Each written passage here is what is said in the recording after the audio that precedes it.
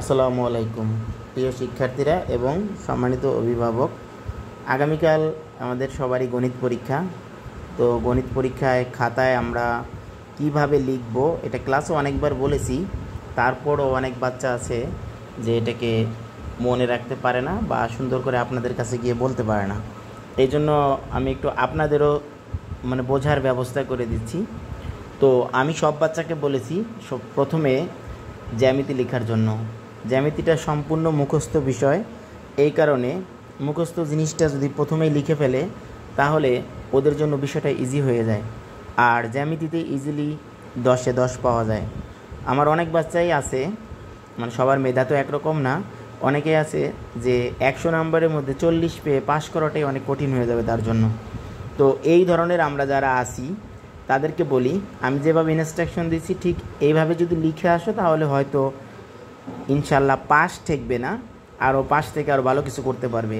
At first জ্যামিতি লিখে ফেলবে সবাই, এটা সবার জন্য ইনস্ট্রাকশন।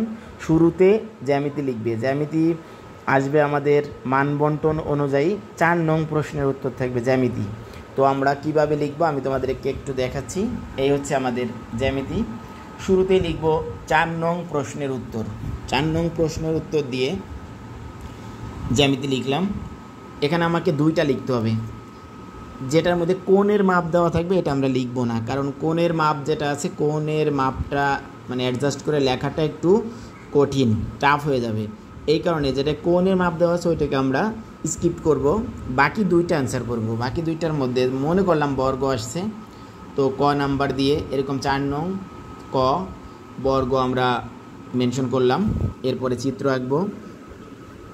এটা আইডিয়া করে রেখেছি যে বর্গের এক বাহু ছিল 4 সেন্টিমিটার, বর্গের 4টা বাহুর দৈর্ঘ্যই সমান, তখন আমাকে এই দিকে এই দিকে এই দিকে এবং এই দিকে সব দিকে 4 সেন্টিমিটার লিখতে হবে পেন্সিল দিয়ে। আর চিত্রের নিচে এইভাবে ক খ গ ঘ লিখবো অবশ্যই। এরপরে 3টি বৈশিষ্ট্য লিখব। বৈশিষ্ট্য আমি এখানে লিখিনি কারণ শীটে সরাসরি আছে, তো তাই 3টা বৈশিষ্ট্য লিখব। সেমভাবে যদি এরপরে আয়ত করতে হয় আয়ত একই নিয়মে করব। এরপরে আমরা অনেকেই যাদের আমি যাদের কথা বললাম যে আমাদের পাস করা অনেকেরই টাফ হয়ে যাবে, CWCT দিয়ে পাস হবে না, পাস হবে হল টেস্ট। হল টেস্ট মানে হচ্ছে 100 নম্বরের মধ্যে 40 পেতে হবে। তো সেই ক্ষেত্রে জ্যামিতিতে আমরা 10-এ 10 পাওয়ারই চেষ্টা করব। চিত্রগুলো একটু সুন্দর করে আঁকবো যেন ছোট বড় না হয়। যেমন 4 সেন্টিমিটার বলছে 4 সেন্টিমিটারই হতে হবে, 3 সেন্টিমিটার বলে 3, 3.5 বললে 3.5, অথবা 4.5 4.5 এগুলো দিয়েও আসতে পারে। এরপরে যারা যাদের বললাম যে আমাদের পাস করানো কঠিন হয়ে যাবে তারা আগে সৃজনশীল করে ফেলবে। সৃজনশীল থাকবে 3 নং প্রশ্নের উত্তর। এখানে আমি 1 নং লিখেছি, বাট সৃজনশীল থাকবে 3 নং প্রশ্নের উত্তর। 3 নং প্রশ্নের উত্তর সময়ের অঙ্কটা 9 নংয়ে থাকবে। সময়ের অঙ্কটা যদি আগে করো কোনো সমস্যা নেই, সময়ের অঙ্ক আগে করতে পারবে। তারপরে লসাগু গসাগু 2টে করে ফেলবে। যেগুলো ইজি লাগে লসাগু গসাগু মোটামুটি সবাই পারে, যেগুলো ইজি লাগে সেইগুলো আগে করে ফেলবে, তাহলে হয়তো পাস করাটা সহজ হয়ে যাবে। এরপরে আমরা 1 নং প্রশ্নের উত্তর কীভাবে লিখব। এই যে 1 নং প্রশ্ন উত্তর লিখলাম খাতার মাঝখানে, ঠিক বাম পাশে মার্জিনের পাশে 1। আর সঠিক উত্তরটি যদি খতে থাকে খ লিখলাম। লেখার পরে যদি হয় সেটা 100 টাকা 100 টাকা লিখবো। অর্থাৎ খ অপশনে যা লেখা থাকবে শুধু 120 লেখা যাবে না। যদি এখানে এরকম 120 টাকা থাকে তোমাকে 120 টাকা পর্যন্তই লিখতে হবে। ধরে নিলাম 2 নম্বরের প্রশ্ন আসছে যে আমাদের জ্যামিতিতে আছে রম্বস সামান্তরিক আয়তবর্গ যে কত ডিগ্রি কোণ, সাপোজ 300 ডিগ্রি কোণ, এবং সেটা ঘ নাম্বারে আছে, আমরা এইভাবে মেনশন করব। এরপরে 2 নং প্রশ্নের উত্তর। আরেকটা বলে রাখি, এইগুলো ক্যালকুলেশন করার জন্য আমাদের যদি রাফ করার প্রয়োজন হয়, এই পেজটা কিন্তু দেখো পেজটা অনেক বড়, এই জায়গাটা সম্পূর্ণ ফাঁকা থাকবে, এই জায়গাটা তুমি অ্যাপ্লাই করবে।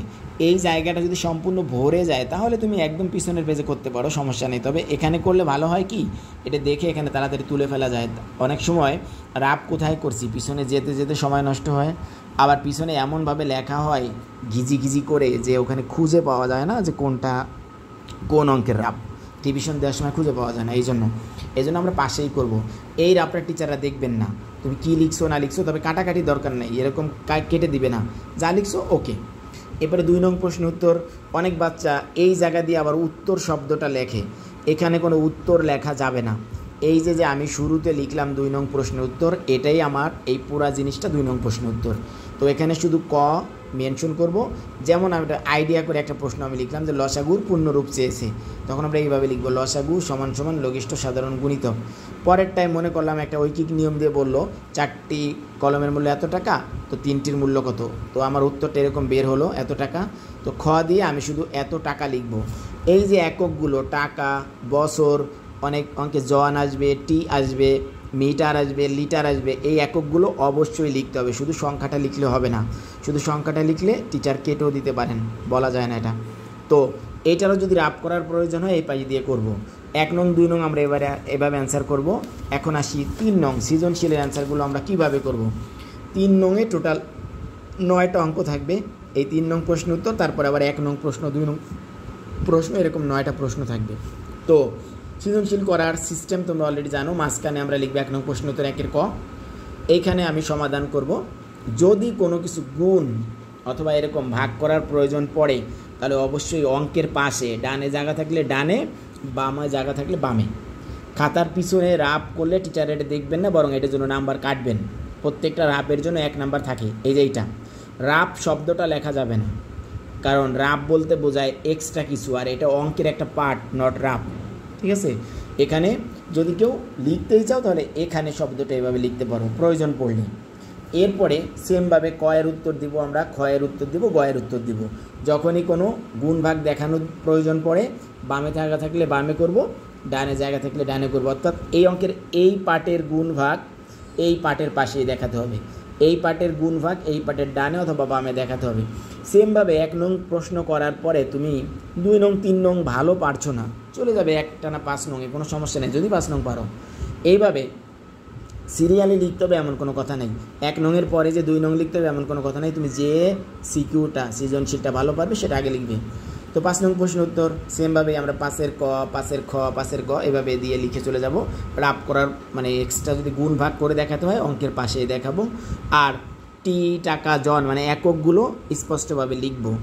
আর তোমাদের সিলেবাস শেষ হয়ে গেছে অনেক আগেই, তো রিভিশন ক্লাসগুলো তোমাদের জন্য ভেরি ভেরি ইম্পর্টেন্ট। রিভিশন ক্লাসগুলো যে বাচ্চারা ছিলে তারা অবশ্যই জানো, রিভিশন ক্লাসে যে অঙ্কগুলো সাধারণত টিচাররা করান ওই অঙ্কগুলো অন্য অঙ্কগুলো থেকে ইম্পর্টেন্ট বেশি থাকে।